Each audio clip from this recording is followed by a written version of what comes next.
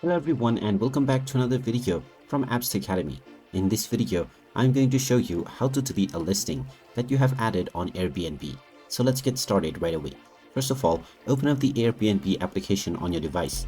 And once you open it up, you will be taken into your homepage after logging in.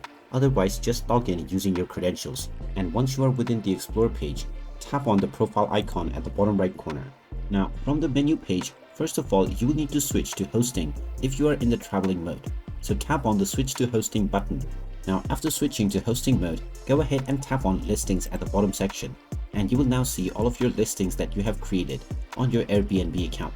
In order to delete any listing, just tap on the one that you wish to remove. And then you can tap on the settings option at the top right corner. And you will now find the remove listing option. Go ahead and tap on this. And you will be asked to choose a reason. After choosing your reason, tap on the next button and confirm your choice to remove this listing right away. And there you have it.